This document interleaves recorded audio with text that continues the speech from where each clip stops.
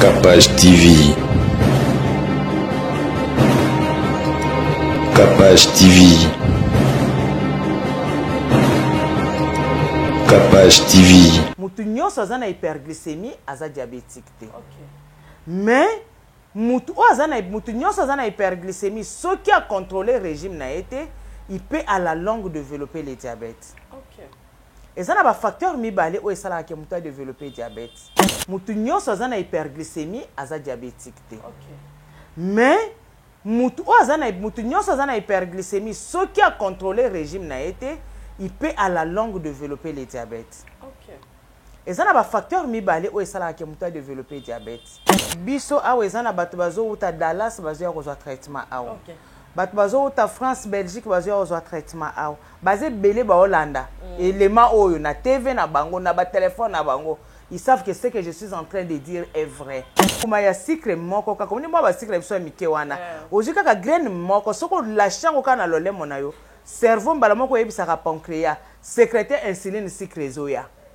Siko tango ya ko sécréter insuline ko sala nini? Et kende na niveau ya foie pe na niveau ya muscle ya nzoto. Niveau ya muscle ya nzoto pona nini? Po muscle na foie ya nde geraka sucre nyonso oyo tokotisaka. Mais insuline ye azaskonde fongolo ya ba cellule ya muscle na cellule ya foie. Ce qui est mauvais avec le diabète du type 1 c'est que pancréas ekufaka. Azo sécréter insuline ata mukiete. Tandis que le diabète du type 2 ndezwaka mikolo. Avec toujours les mauvaises conditions alimentaires, sans faire des exercices. Moi, trajet mouké, kolongwa force ti bongolo. Moto, yaka. Moto, mati moto, ok. Au fournir l'énergie, mon côté. Naïsa Kibino, batebele pe batuna kinga. Nengen bio herbe cacao, to se procurer nango wapi. To pesa Kibino ba adresse, même dans Londres, to kota ki to pesa Kibino ba adresse. Et maman Angélique, en tout cas, Nzambe apambola mutu nyonso yo. Abenga kapé à son produit na biso est très avantageux au rein. Et ça peut être produit miraculeuse et sokolaka.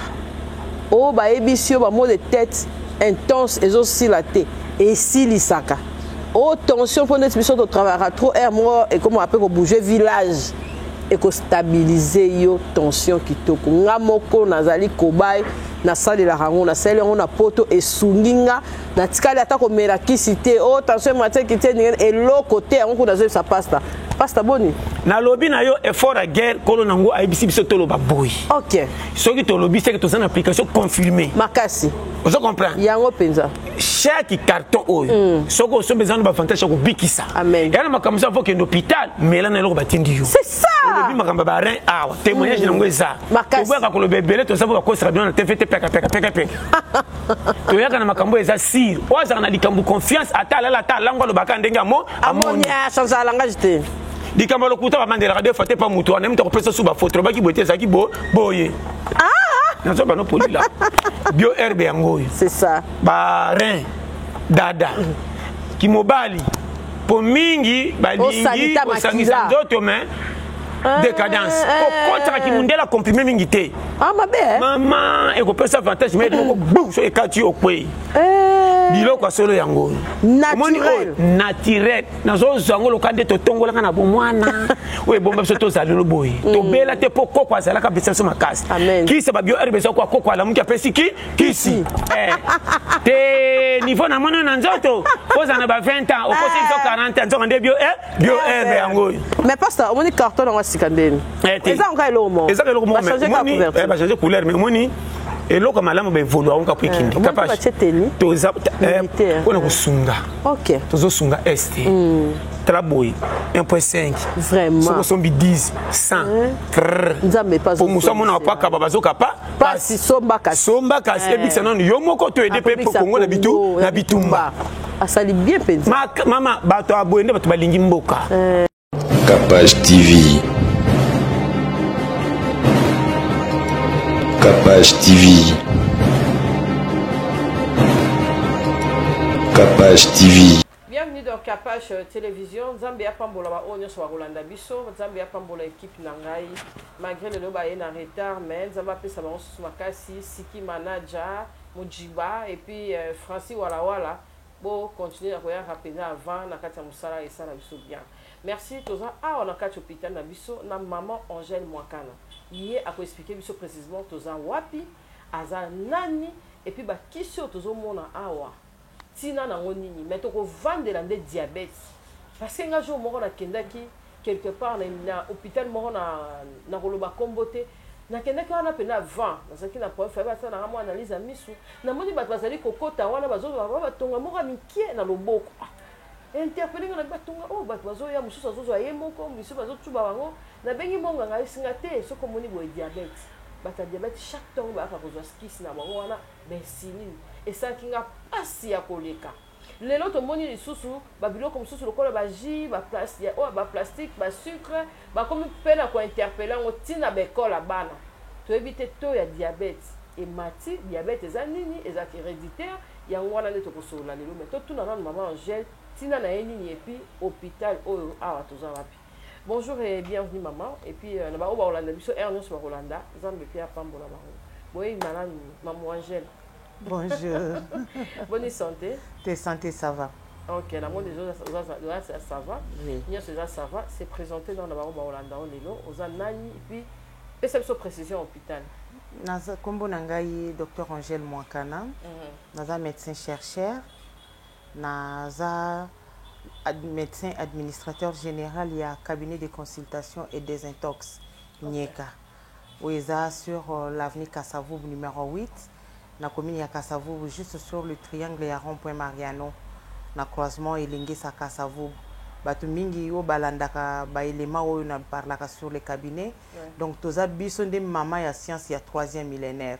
Ce que yoki batu ba beteli solo science ya 3e millénaire ngande mama na yango. Tikabo. Ya solo. Ya je sais ça te bon. Te nazo semisa te. Mun eloko ezaka muto asemisaka na muto asemisaka te yebanaka. OK. En fait, ngana yekoli kimunganga ya mundele. Okay. Donc na kepenza na université na silisi mwa ba na lekisi mwa ba mbula ya bomo inangai na bakiti ya université pona koyekola nzoto ya mutu. OK. Tangu na silisi na milobeli ba oyo biso bato utamboka na fongoli mwa parenthèse muke biso bato utamboka toyebaka ke soki obeli libumu pasi to liaki osali mwa 2-3 jours osala sel te mama oleka na simandako azimwa ba matiti mobo ya niki yango na mai ya la tongoli bino bosali mulongo na nzela toilette et bosokoli libumu. Alors na milobelaki pona nini te kosangisa kimunganga o mundela la kisinga na kimunganga oyo bakoko nanga na ba cousin nango bazaka na mboka kuna bango basalelaka. C'est là où est venue l'idée ya science du 3e millénaire. Okay. Na zu science ya 2e millénaire médecine moderne, na zu science ya 1er millénaire médecine traditionnelle oyo bakoko babando asalela avant mundele aya na sangisi yango mibale nde na lebiki ngande mama ya science du 3e millénaire. Mama science ya 3e millénaire osali bambula combien awa et puis depuis aux ans expérience na yo ya kobikisa. En tout cas, na bandi kobikisa depuis 2008. OK. Je dis bien 2008. So calculé banda 2008 tilelo, okozwa quand même tranche d'année oyo na lekisi na musala ya kobikisa ba bokono oyo médecine moderne to science ya 2e millénaire et déclaré que ça maladie o esilaka te. Mais na banzete na ndenge na sangiselaka prise en charge wana omoni pe muto azongeli bomo ine ya normal akepa asali be examen libanda eloko peza te po tozana ba résultat ebele oyo ezo démontrer makamuna zoloba. Maman Angèle ezana batu ebele pona babika batiaka na mutu na bango kaka il faut mikili ya poto end kobima kokende boye mais na yoki olobi mambo détox na kati. Est-ce que awa ovidaka pe makilo changer mutu to yo ça n'a pas problème wana te soki mutu aye kaka okobikisa ye ezala poison ezala maladie o ebebisaka quand même kati ya mutu. Ngana vidaka makila te. Na vidaka makila te mais na salaka o to bengaka dialyse na mutu ya rein dans l'interne. C'est-à-dire kisi wana kaka yango moko ke sali ke rein na yo zonga normal tikabo ozongeli pe ko suba yo moko bien ba déchet nyonso ebimi irena créer na yo ekiti ba produit eza en parlant de la désintoxication to sonaka poison.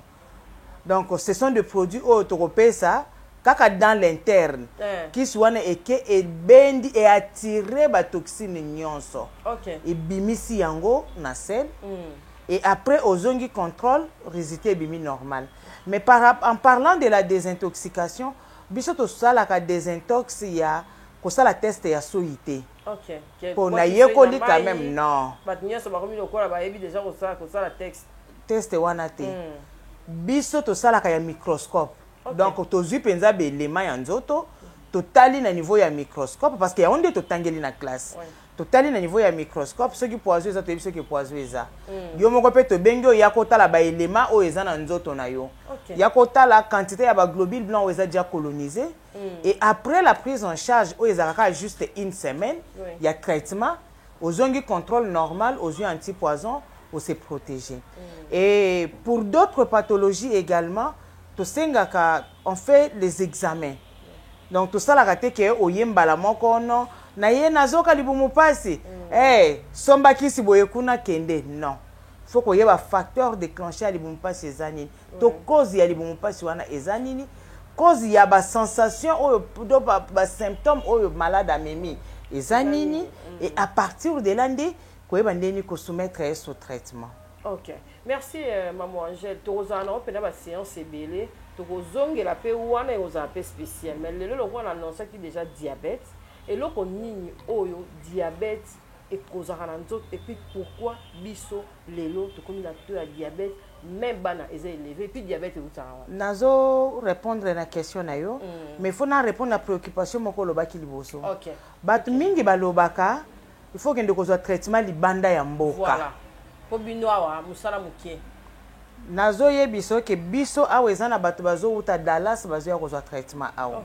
Bato bazo uta France Belgique bazo ya kozwa traitement awo. Baze belé ba Hollanda. Élément oyo na TV na bango na ba téléphone na bango. Ils savent que ce que je suis en train de dire est vrai. Moko kutu aya tango azo uta Belgique azo ya kozwa soin awo. Na sonde na ye ya une année. Donc ba changer ka ye sonde pendant une année. Seigneur. Ba période ya Covid wana. Moi si na bana na balobi na yo so mone muto awuti Europe ke yuko zo traitement na Afrique. Bato ba utaka nde Afrique ba yaka awa na Europe. Comment toi tu peux quitter l'Europe pour aller te faire soigner en Afrique? C'est que zo kende kuno kende ko kufa famille na yo ekunda yo. Le monsieur est arrivé après 3 semaines ya traitement. Sonde oyo sala une année na poto ba changer ka ye sonde sonde na ye wana etikala awa. Azonga ipa na ye azo suba très bien en bonne santé.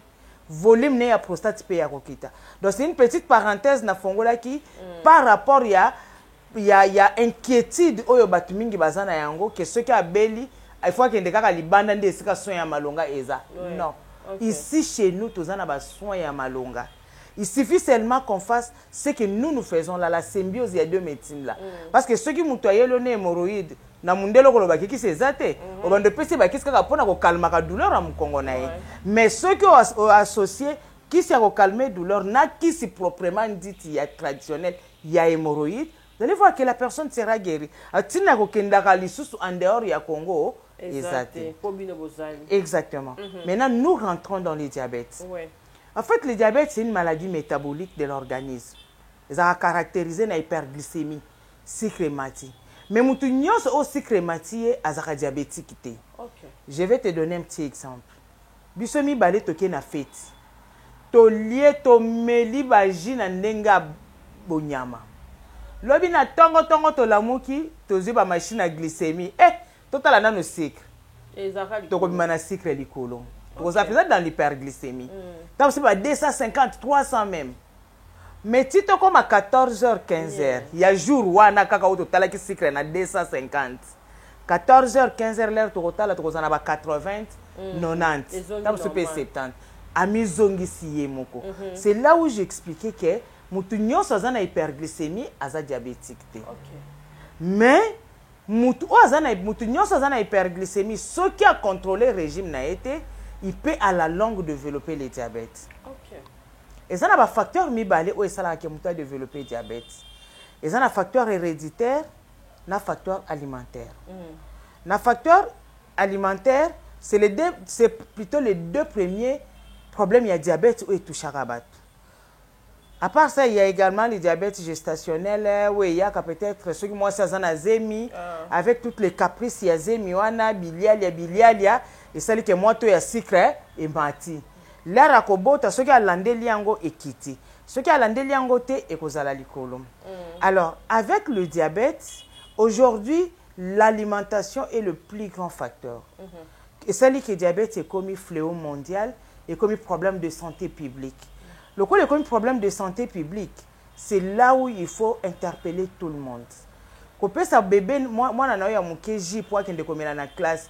Est-ce que vous avez calculé la sécrétion de l'insuline ou de ça?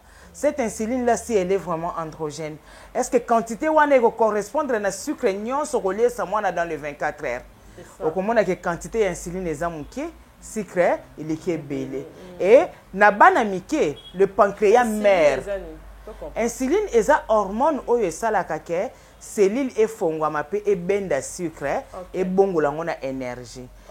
Alors insuline ezali et bimakana niveau ya pancréas ezalaka soki ola muki na tongo eloko nyonso ko tiana monoko atambuma ya sucre moko kaka oni mwa ba sucre biso mike wana ozika ka graine moko soko la chango kana lolemo na yo cerveau mbala moko yebisaka pancréas sécréter insuline sucre zoya.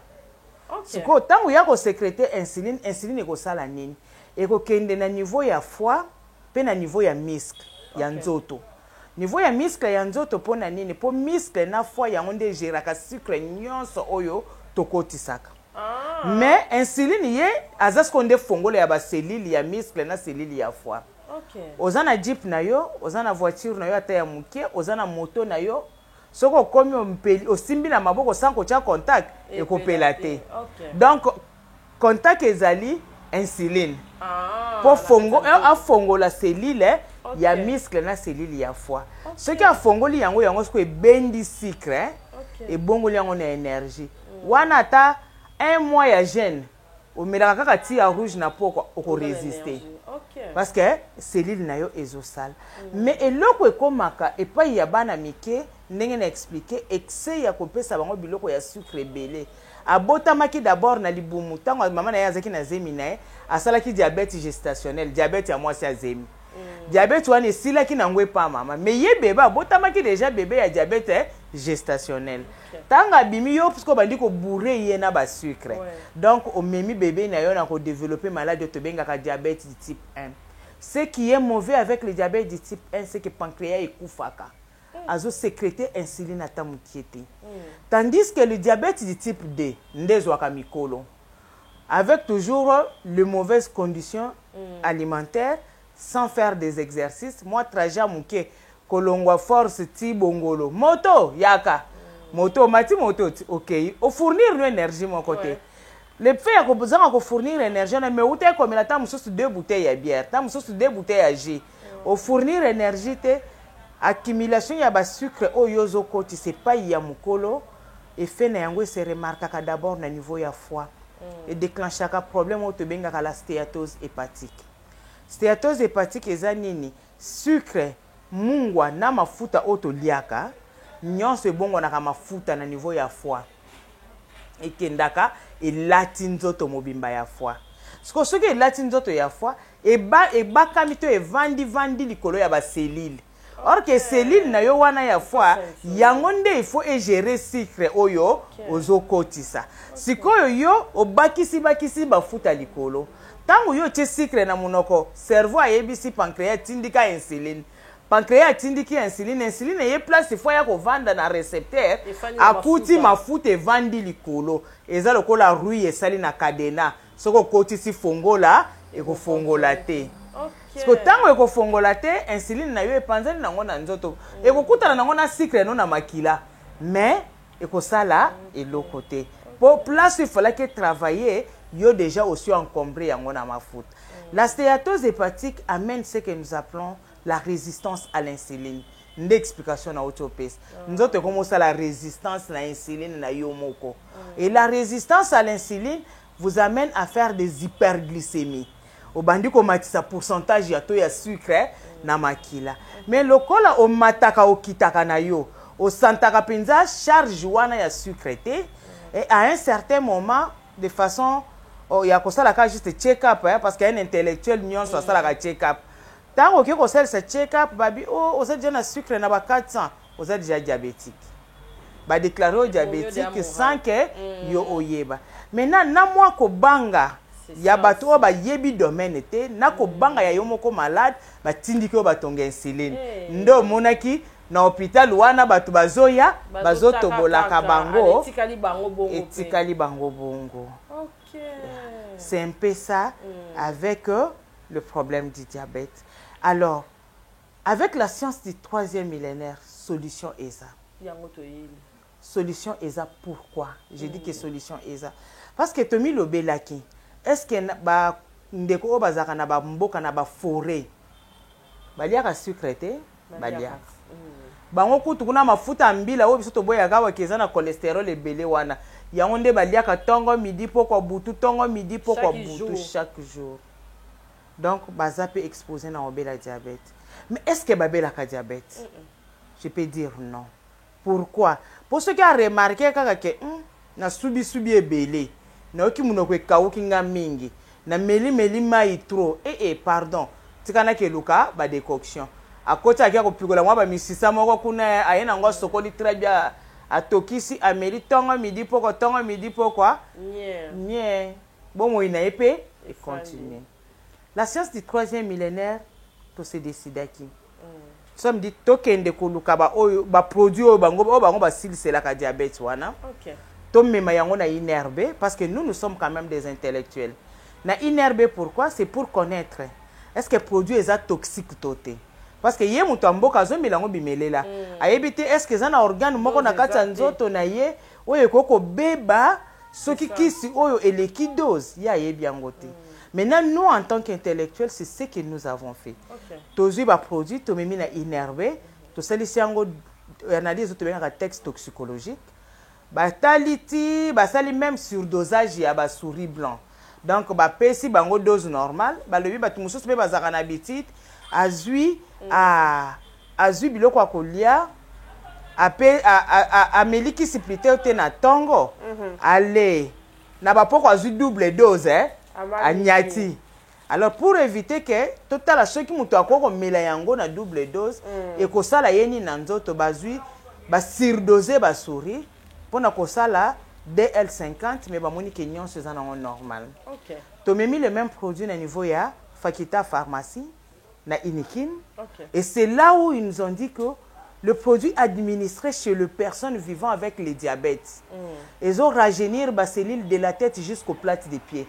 Cellules na nyonso ya nzoto ezongi sika. OK. Ozalaki mukolo o remarqué que âge na yo etikali likolo mais bomoto na yo ekiti. C'est-à-dire quoi? Barri de keyi au rajeunir. Production ya insuline androgène, insuline ya malamu et bandi ko botama. Ba récepteur de l'insuline et sika nyonso o mafuta mabe ezalaki eza nettoyer. Insuline wana ya normal ezongi bandi ko travailler ndenge sengeli. Muto azalaki diabétique a commis déclaré non diabétique. Et tant bazo déclarer ko za sous diabétique te oza libre ya komela J oyo batia 100% sucre. Oza libre ya kolia ba fruit oyo eza 100% sucre.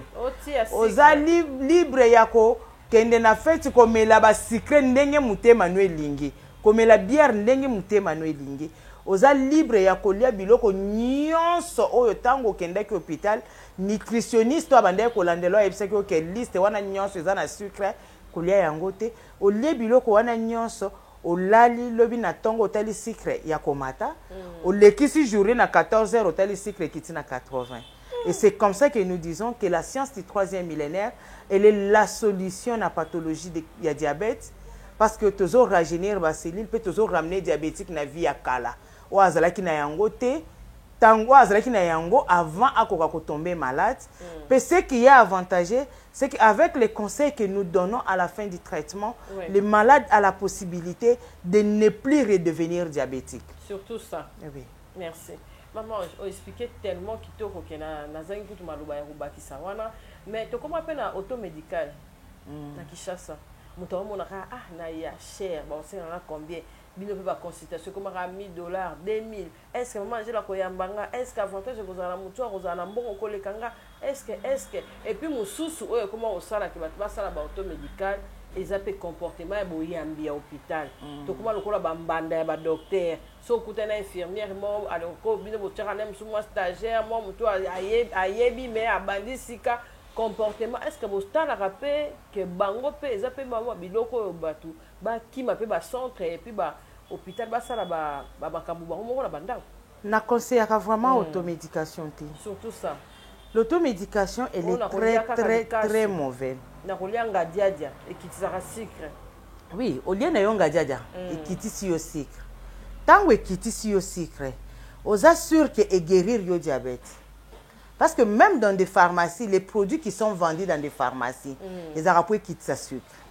Les injections des insulines, les arapoués quittent sa sucre. Mais ils ont pour guérir le diabète. Okay. Tandis que nous guérissons le diabète. C'est la différence qui existe entre ceux qui font l'automédication, ceux qui sont suivis avec des comprimés achetés dans des pharmacies, ceux qui se donnent des injections et la suivi que nous faisons. Il y a une chose, Bissotozana, déontologie autre temps à la classe. C'est quelle déontologie? La guérison d'un patient, c'est d'abord psychologique. Voilà. Tant que psychologie à malade est normale, elle est convaincue, elle la guérir. Mais pour que la psychologie du patient l'aide à guérir, c'est l'accueil et la manière dont le malade est considéré. Yaoundé joue beaucoup plus ce rôle. Ce qui fait que chez nous, on n'a pas de catégories. Il y a prise en charge des catégories à facturation.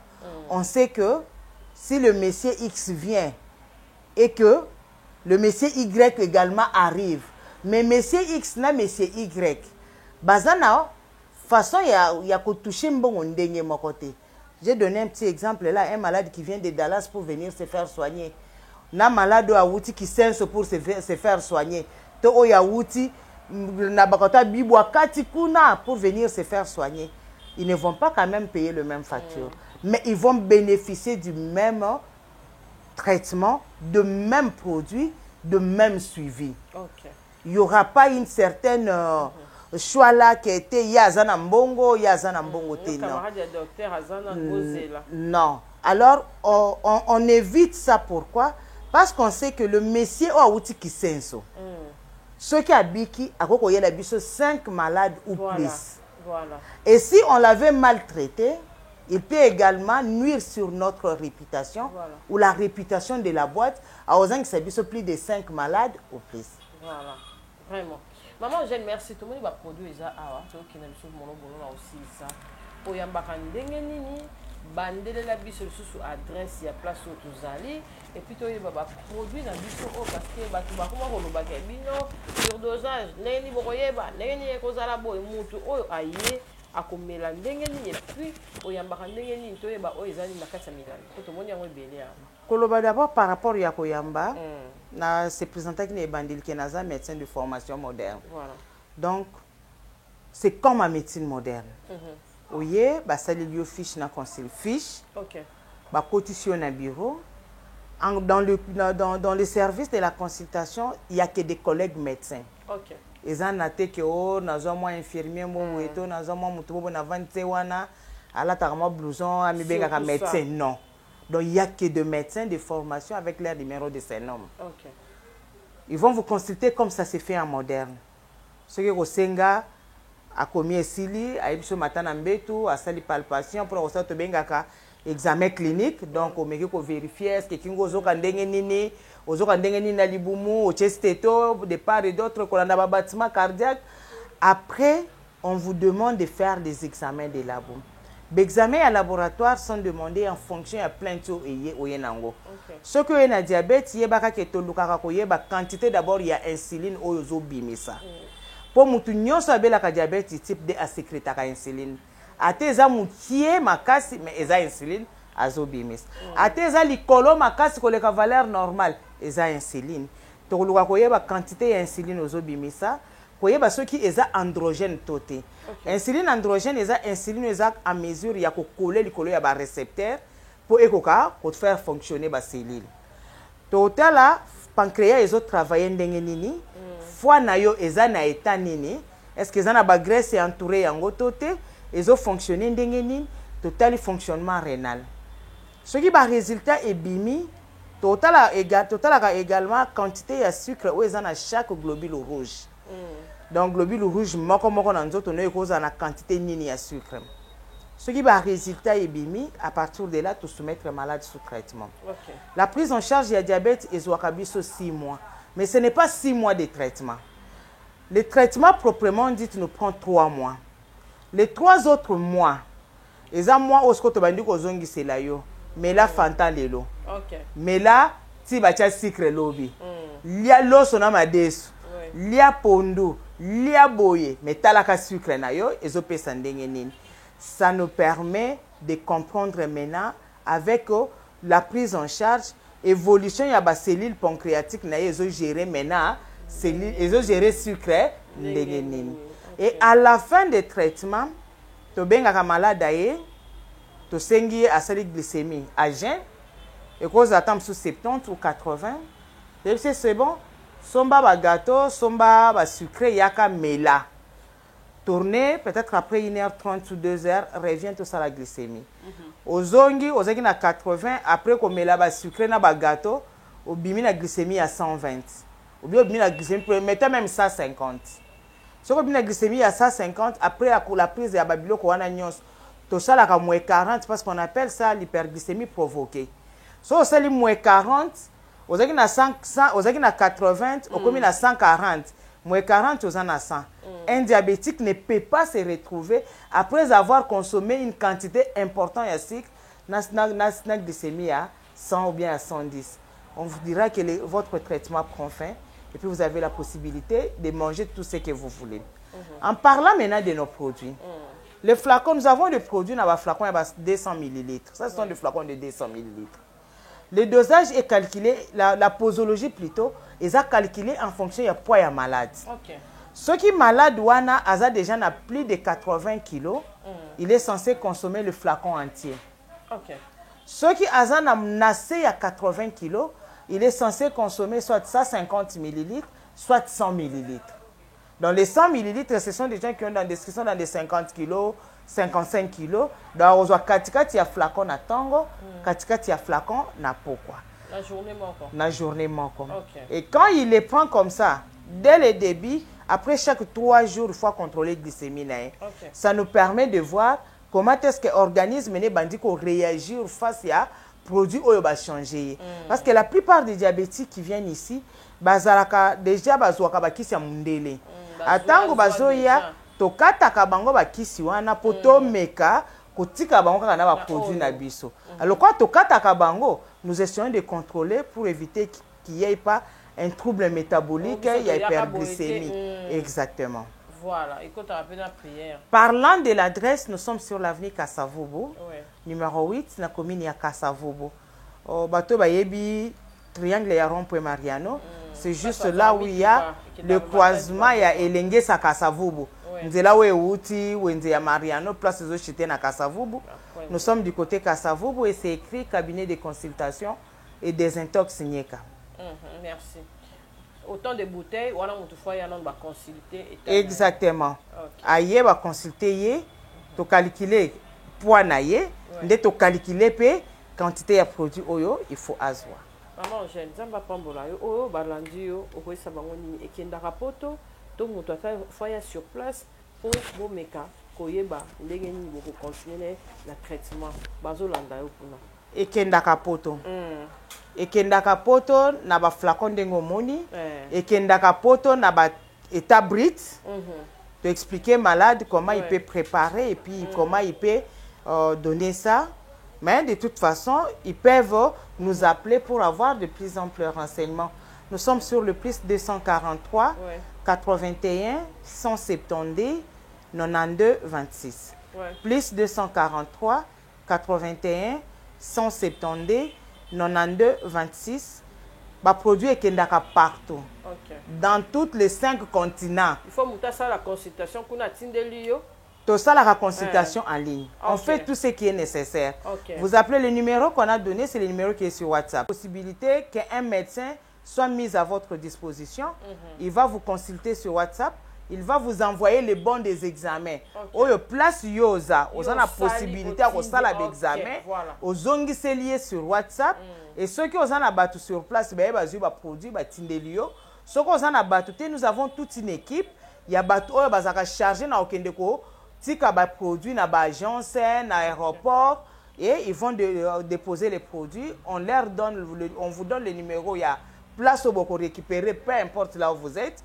Et à partir de là, nous vous contacter Kabango pour récupérer vos produits. Des fois, on envoie directement, si c'est dans l'état brut, on envoie directement la mode de préparation et la posologie, ou on vous envoie ça sur votre compte WhatsApp, vous récupérez les produits et puis vous commencez.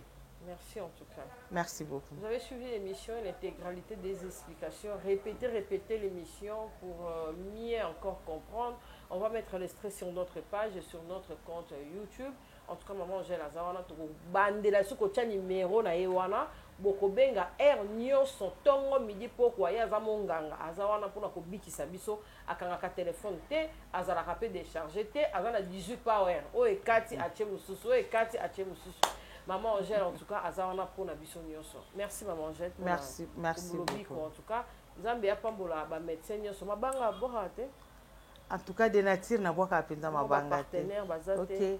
En tout cas, na dédié émission Oyo, tout élément Oyo. Na ba collègue nanga de service. Na docteur Emmanuel Kadima qui est notre médecin directeur. Na docteur Okito qui est son adjoint. Na Ngamoko. Na mobali nangai. Tubi Lobe. Na bana na bisu. Rachel Jabeni, Lorette, Jade, ce dont j'ai dédié l'élément, à ma très chère et tendre maman, Thérèse Béa Chikena, à mon jeune frère, celui qui vient juste après moi. Il est mon jeune frère, mais il est également mon papa. Il est en Belgique, je pense que là où il est, ils sont en train de suivre cet élément. Martin Mwamba Londia, avec sa femme Stella Mwamba. Leya Mwakana Mwamba et Béa Mwamba. Na dédié à mon chef na biso ya finance Tristan, le monsieur qui est juste à la réception. Parce qu'il y a ceux qui ont un bon côté, on peut se transporter. Vraiment. Alors je dois quand même le dédier à notre chef de nursing, Thérèse Sindani, qui nous suit également, à notre chef-ten des laboratoires, Judith Swami, ainsi qu'à son collègue Iradi. En tout cas, j'aime pour l'équipe Mobimba. Exactement. Après, pour la plupart, on va partager l'émission massivement. En tout cas, maman Benganga Loba capable depuis le Kawana, Babiki 100% et au sein vraiment bien. Ce que Mouninga Atali OET, Azana Kapé Otolobeli, partager, publier, maman n'a pas col, bozo ça la erreur, ma casse est conservée, banate.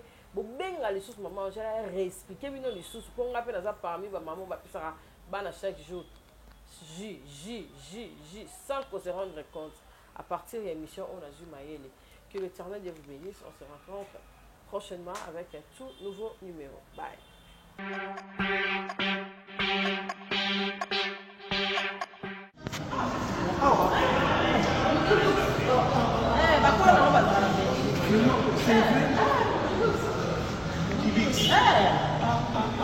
Ah, dans la galerie. La galerie. Côté après donc,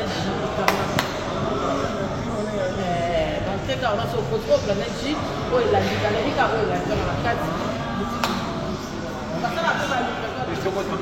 Biso ba mama on a bino la chaîne c'est pas comme ça porto au paysan il y a ma chaîne qui dit ma casse ça appelle livraison à domicile tika ma casse dans une chemise nio sera ezali au niveau bala au bengi kaka bayeli kala sapati ya basi ba kala na semaine aux autres musala qui peut pas simba simba non parce que je super non ils ont la simba Wana ebiso osanta.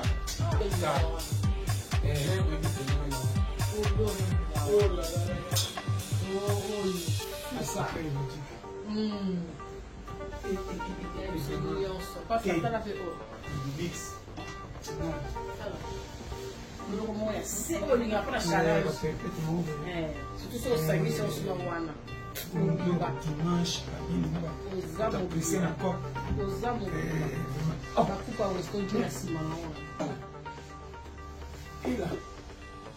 mais ebomi makambo kitoko